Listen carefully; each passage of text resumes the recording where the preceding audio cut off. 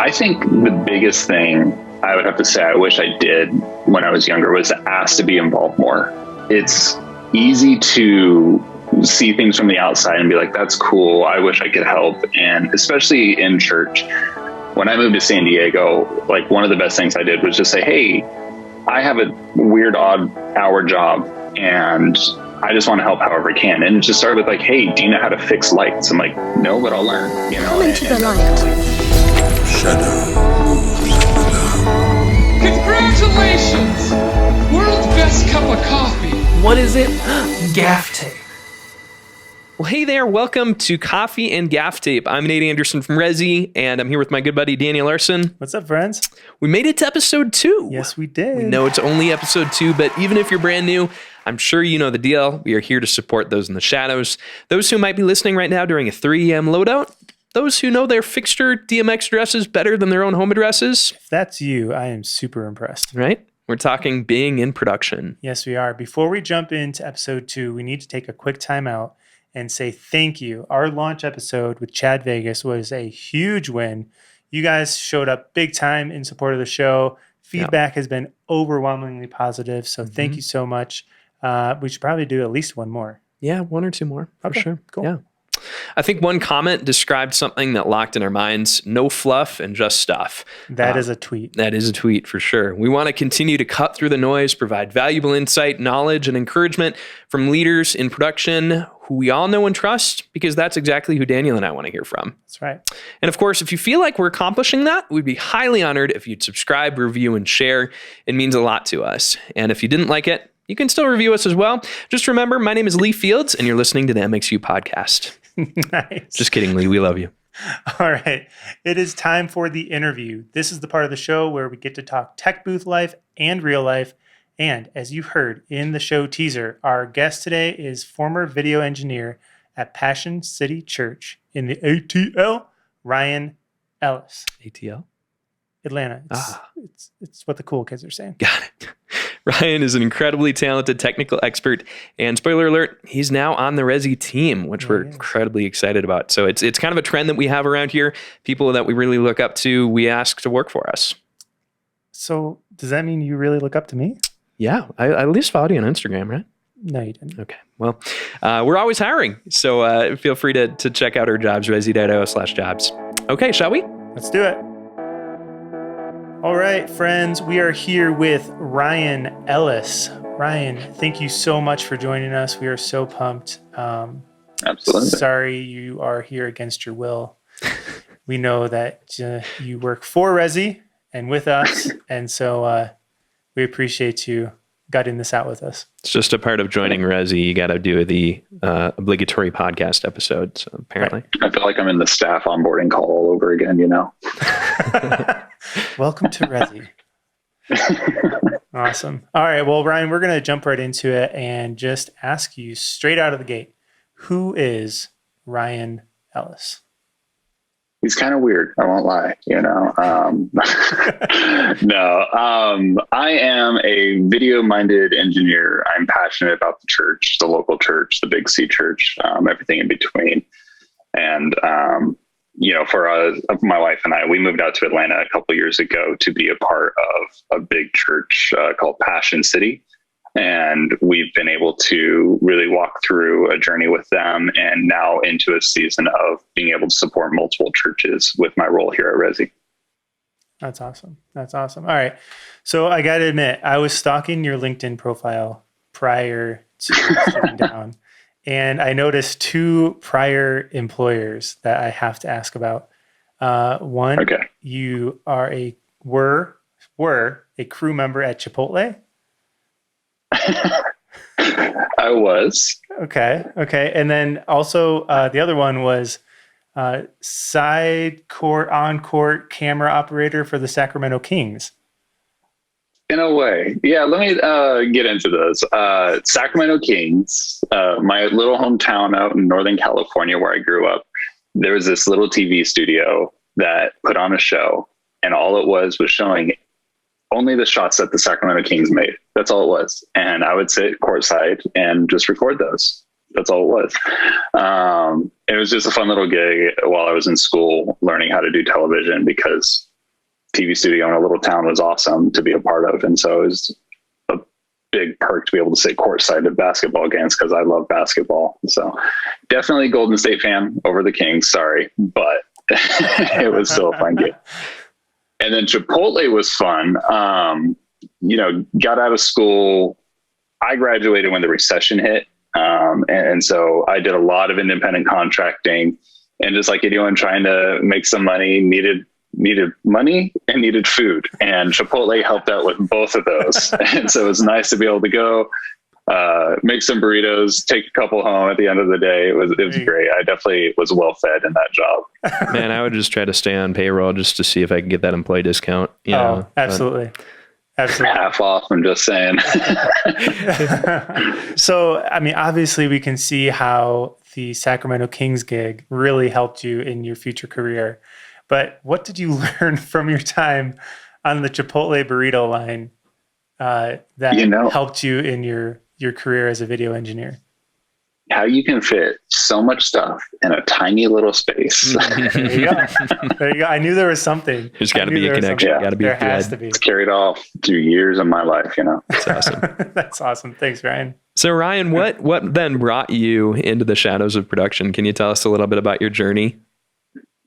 Yeah, it started when I was a kid, honestly.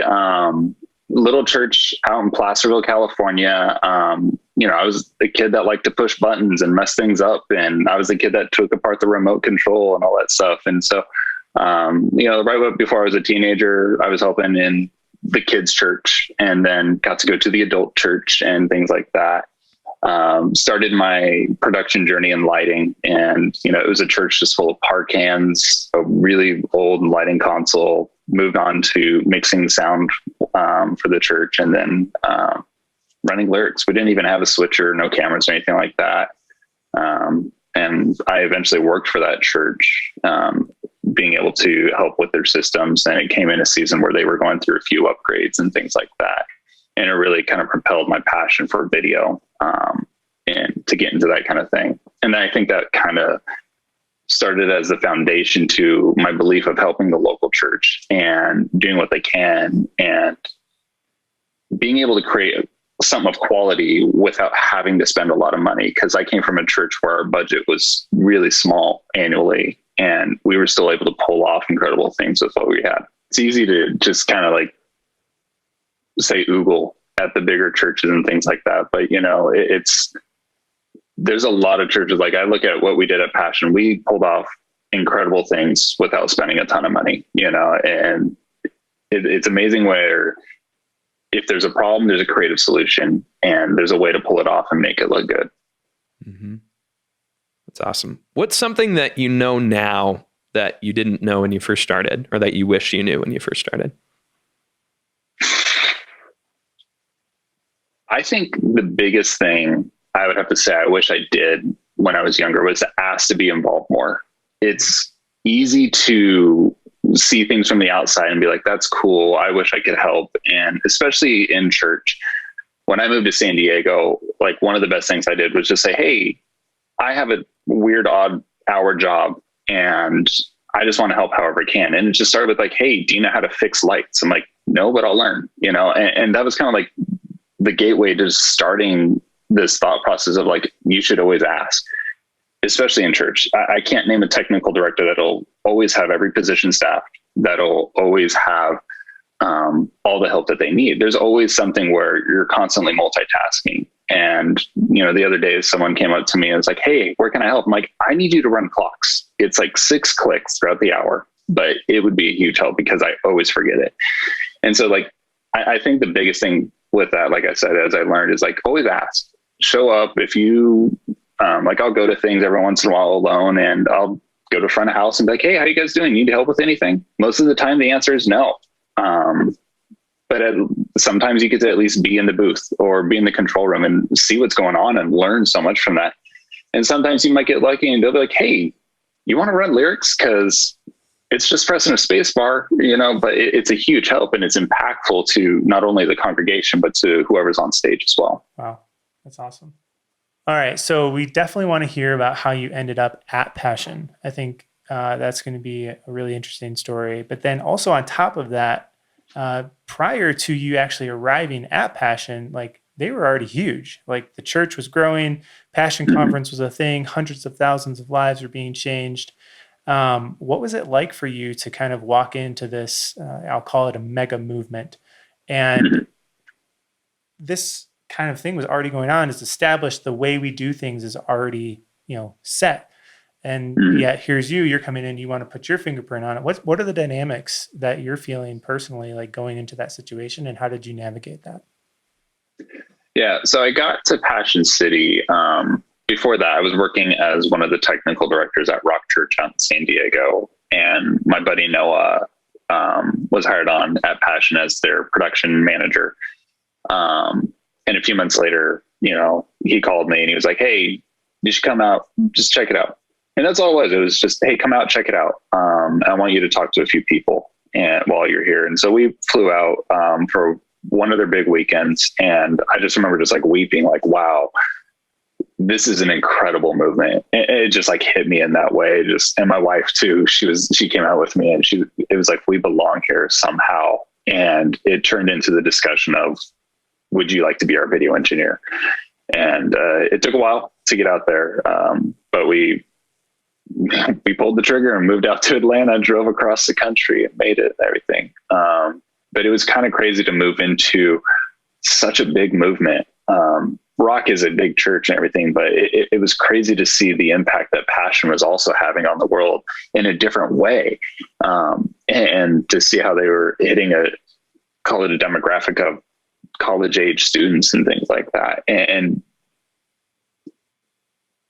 it was honestly overwhelming at first, just to see how the impact on the world came about, because I came in right at Passion 2019. I honestly didn't know much about Passion Conference, I have to admit. And to sit in master control for Passion Conference, to see 4 different auditoriums and arenas full of students, and just the impact that was having on their lives was huge for me, because it's just like, I had no idea. And it just hit me in the sense of like, wow, I get to be a part of something like this. And then, turning that into now, what does the 9 to 5 look like in a role like that, for maintaining systems? I was hired on more by Passion City Church. So my role was to take care of the infrastructure of the locations that we were at, 2 in Atlanta, 1 in Washington, DC, and to understand what I had freedom in and what I needed to include others in. What was very eye-opening to me. I need to upgrade the router, or we need to replace a chipset on the switcher or whatever it was. That was no big deal. That part of my job was, hey, you need to make sure it works. And that was fairly routine. But, it came to a point where it's like, hey, you know what? The TVs in the lobby or the oval area, they look like they're 8 years old. We probably need to upgrade those. And that would go into like, okay, we need to talk to these 3 people about that and see what we would want to do, come with different models, what they would look like. Can we get samples? And so it was always interesting to, learn, the processes around what I would think would be a simple decision. Like, we need to upgrade the TVs. Let's just upgrade the TVs. It's a TV. Right. Just the process that would go around that, because I went from an organization that put on events to an organization that put on experiences. And it goes from everything from the moment you park your car to the moment you drive off. They think through everything. Like, what's the experience on the bus from the parking garage to the building? What's the experience as you walk through the oval? What's the experience when you sit down in your seat? All that stuff. And every event was very eye-opening, and how my role fit into all of that was very eye-opening as well, because you had to think through everything. It was crazy. To be able to just run a cable on the ground was, you have to think through it. And what you would think is like, it's just a cable on the ground, but you look at it, you're like, you take a step back, you look at it, you're like, that looks terrible. What was I thinking? And so kind of changing the mindset around like, hey, how can I make sure that this is a great experience for everyone that is going to be around what I do? That's awesome. Yeah. Why is that intentionality important, Ryan? Like, why does it matter? It kind of comes into, I don't want to be the reason why someone doesn't get to experience Christ. I don't want to be the reason why someone decides not to make that decision in their life. And if, there was one event where we did theater in the round. And so I had to set up a third projector in the back of the room, and I ran a line. It worked great. And then come event, it died. And there was nothing I could do. It was a bad cable. It was so heartbreaking, because just like that one, it was a major failure, and I don't take failure very well personally. But it's just like one of those things where it's like, I can tell that over half this room was watching that screen, and now they're missing out on something. And now there's this giant white square in the middle of the room that is doing nothing, and it's a distraction. And that's just like the whole thing of like, again, I don't like failure. And so to think about that is like, did that contribute to someone's experience of not being able to engage in what Pastor Louis was saying that day? It's one of those things where it's just like, I don't want to be the reason why someone doesn't get to experience Christ. That's huge. Thanks for sharing that. At Passion, what would you say? What were some of like your favorite, either your favorite things to do or some of your favorite moments while you were there?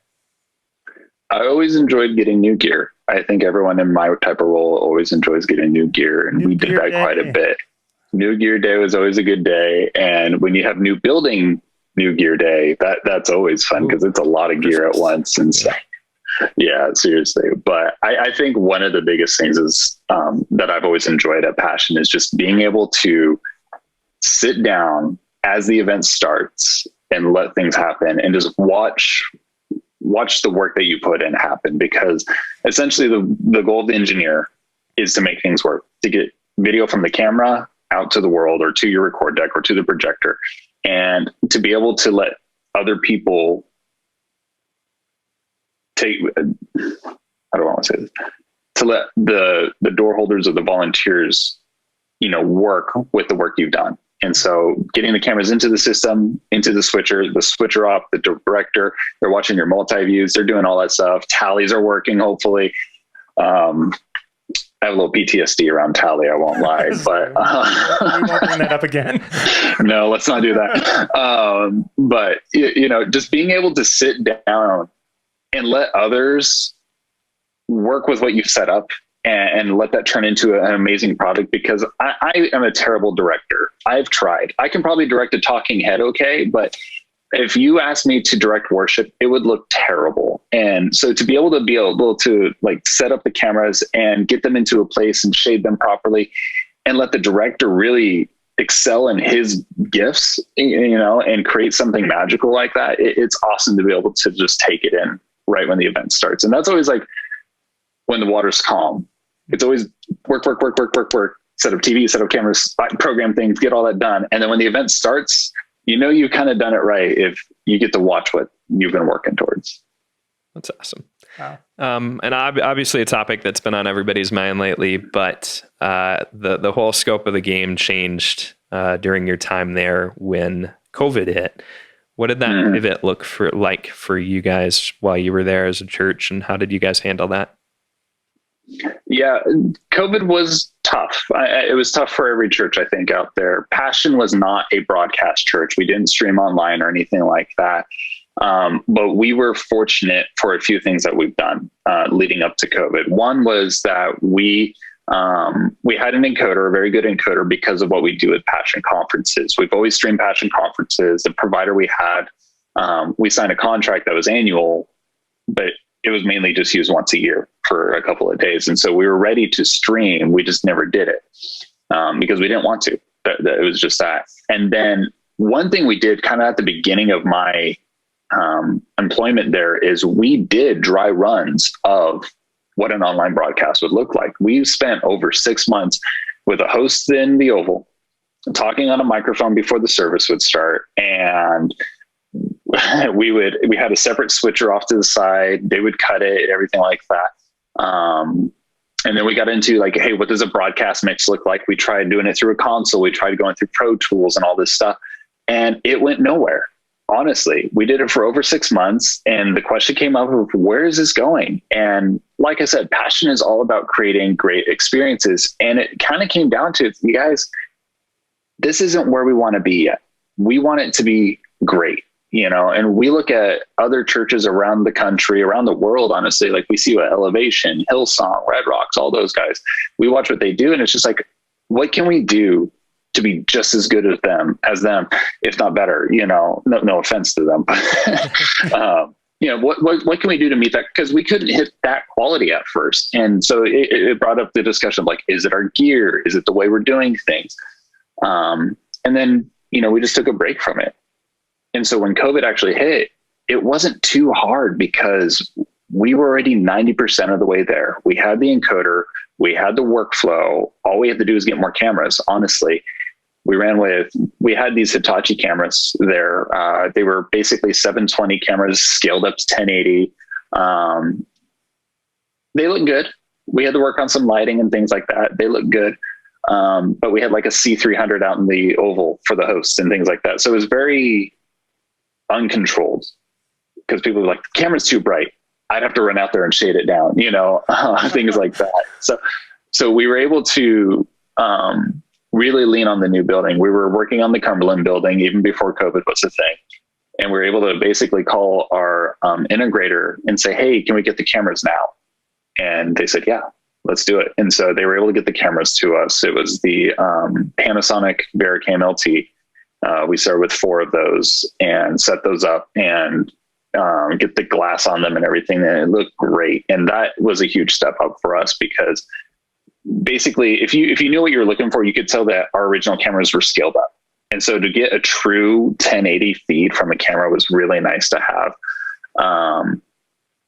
But then it also came with a learning curve because we went from engineering cameras to cinema cameras. And if you're in my role, that can be a big pain in the butt. And I learned that in the height of COVID, unfortunately.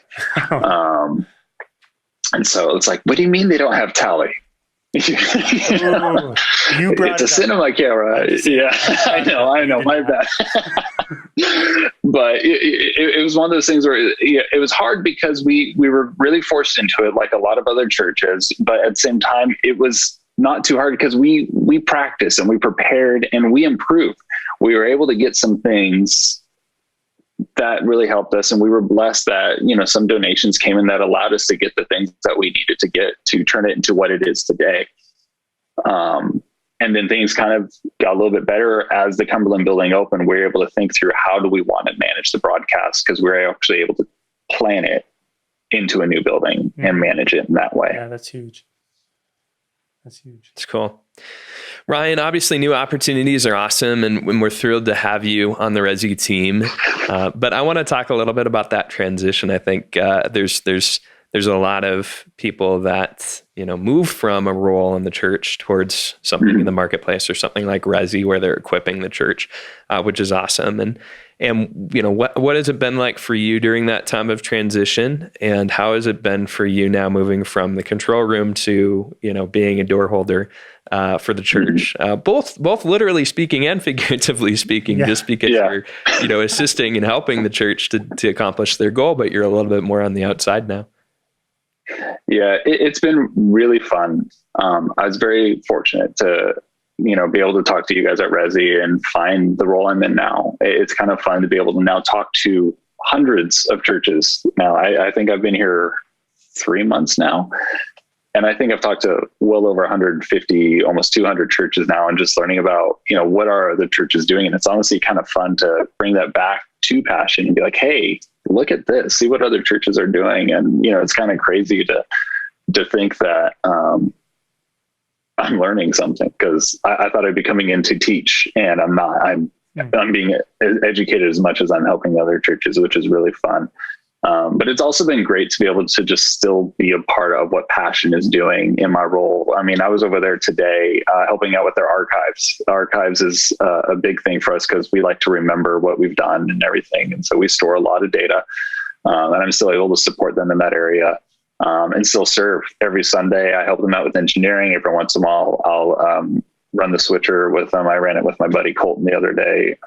He was directing and I was able to help punch the buttons. I love doing that. So it's still great to be able to show up and help out wherever I can. That's so cool.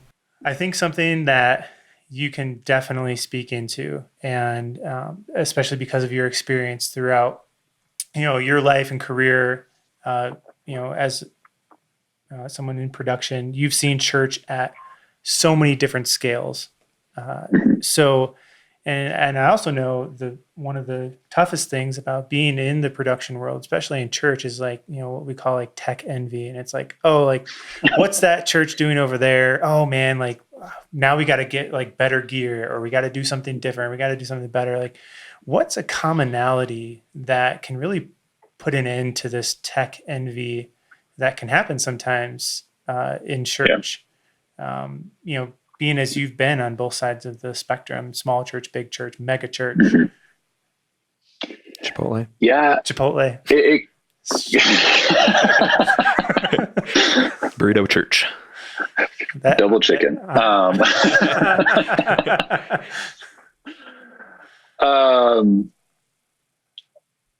on, let me get my mind around that. It's so easy to have tech envy because,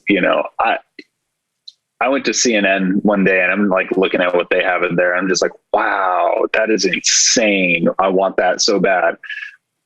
But every time I like think about it in the role of the church, it's like, what are you doing today? What's wrong with it? And how can you improve it with what you have? And so that's kind of the first question I have is like, I see people tell me, it's like, hey, our picture looks terrible. Okay, show me. Actually, I think your problem is the lighting, not the cameras or the video system. Work on a basic 3-point lighting system and go from there. It's like I've seen so many examples of people saying, yeah, our talent blends into the background too much. It's like, because there's nothing making them stand out. So it's like, okay, let's look at it from a 90,000 foot view and take a look at it from there. But then at the same time, just kind of looking at, like I said, what are you doing and what do you want to do and what gear will provide that to you? Because a passion, I would love nothing more to get an Acuity switcher from Ross and the best router out there and everything like that. But it would be absolute overkill for what we do. I worked with a lot of churches that are like, we want to get Ross carbonites. And it's like, okay, what are you doing? Well, I have 3 cameras and we overlay lyrics. Okay, do you need a carbonite for that? The Black Magic switcher will do it. And will it last you as long? Maybe, maybe not. Who knows? But it's going to do more already than what you want it to do. And so like I look at what we do at Passion, and again, I wanted an Acuity so bad. It's a tech envy. It's a piece of gear I've always wanted to be able to work with. But we just can't justify it because we don't do what an Acuity can provide.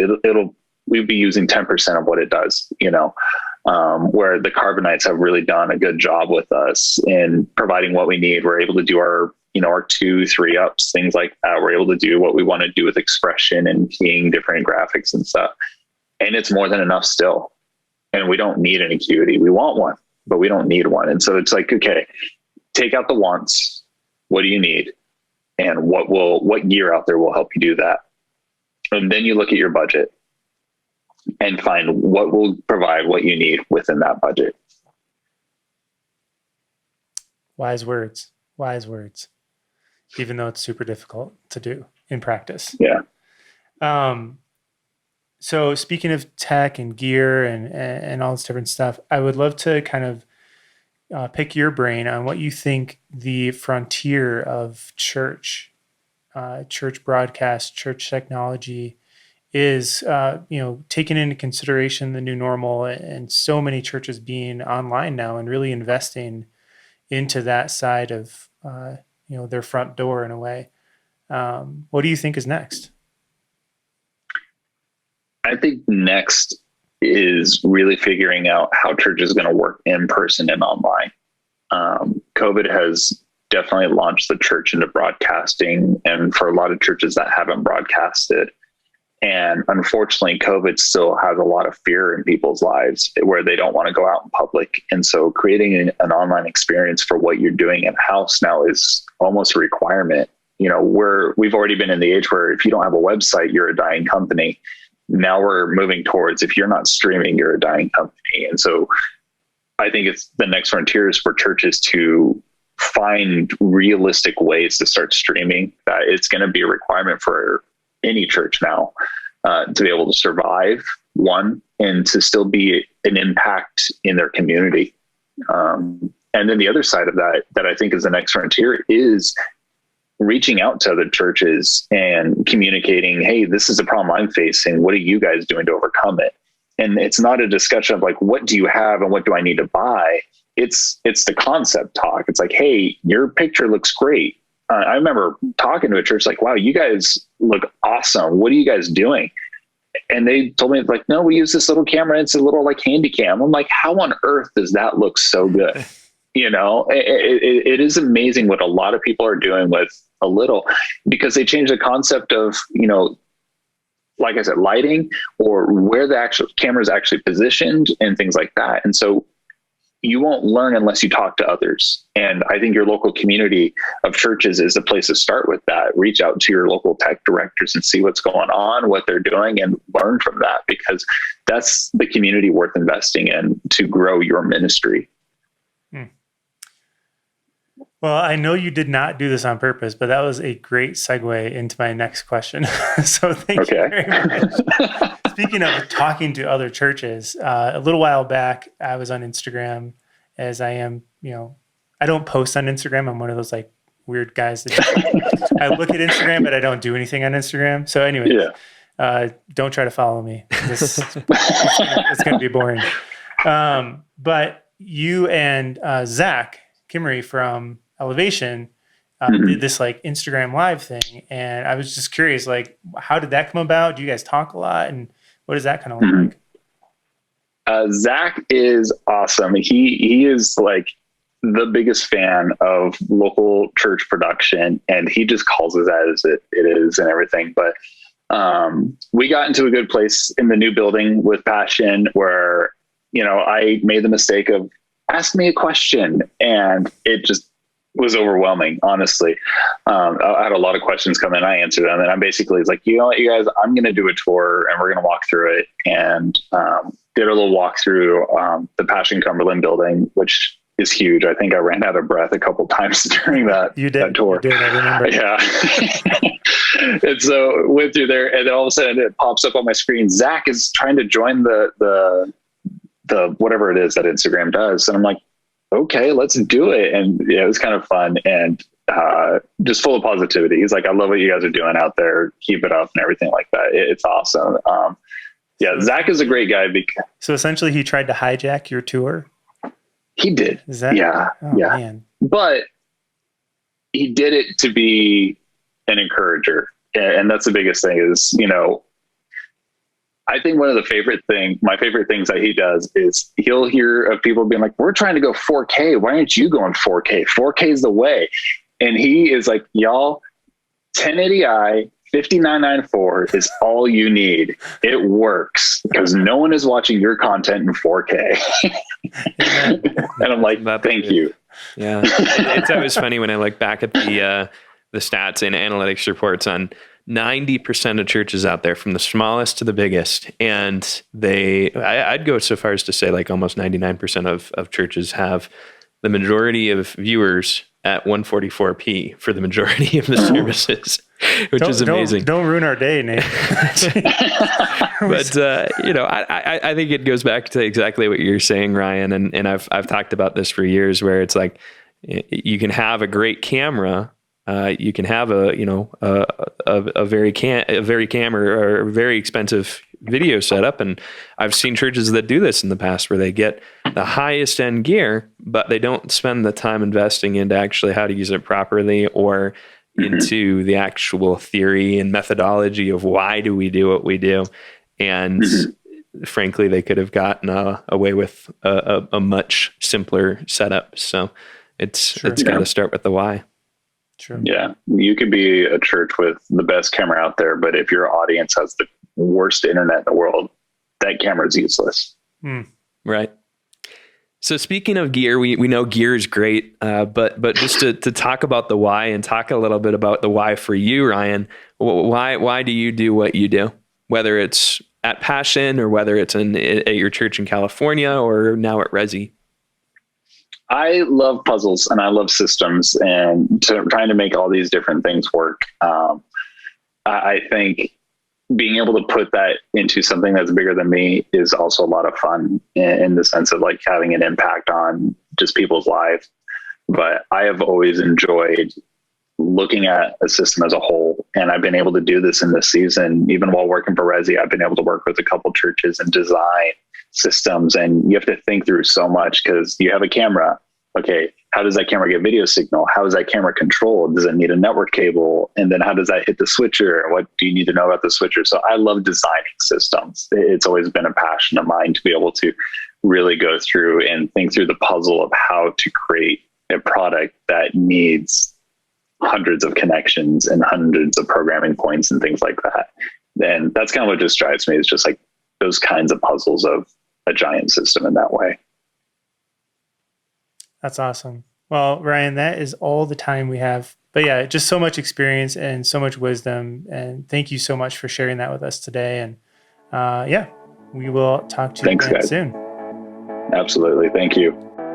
Well, that was awesome, man. I loved having Ryan on. I know, we all look up to people in different churches and say, hey, they've arrived or they're there. But one of the things I love about Ryan is just his heart that, hey, we're going to learn from other churches. Everybody's doing it differently. There's not a right way or a wrong way. It's just whatever you're doing and take that to the next level.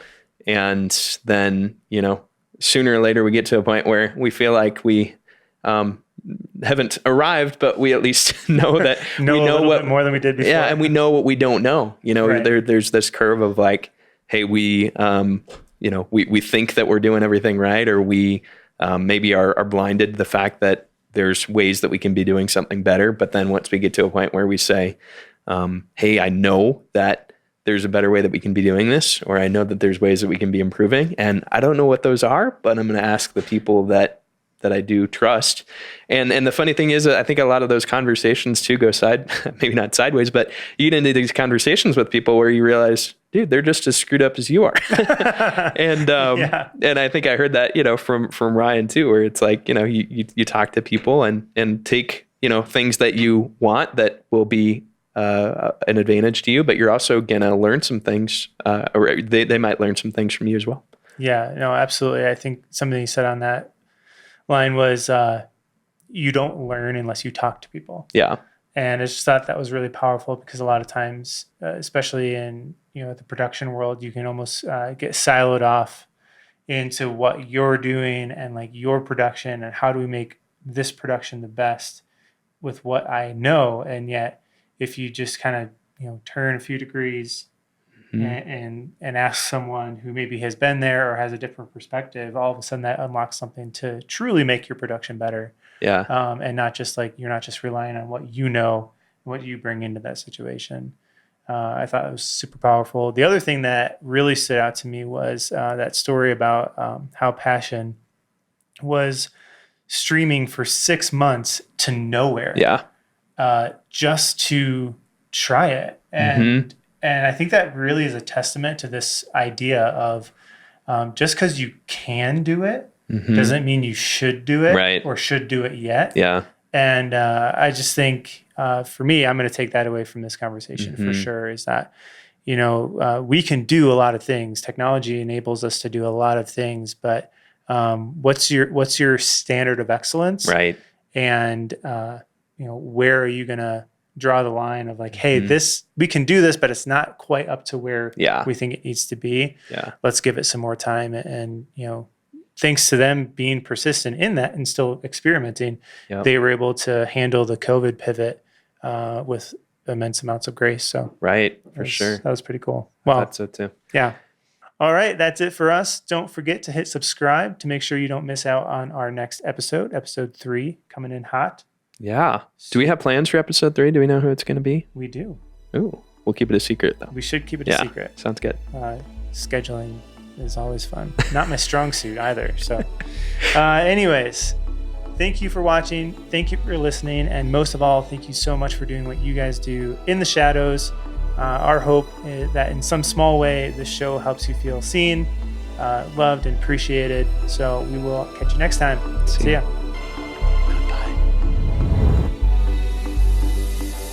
Thank you.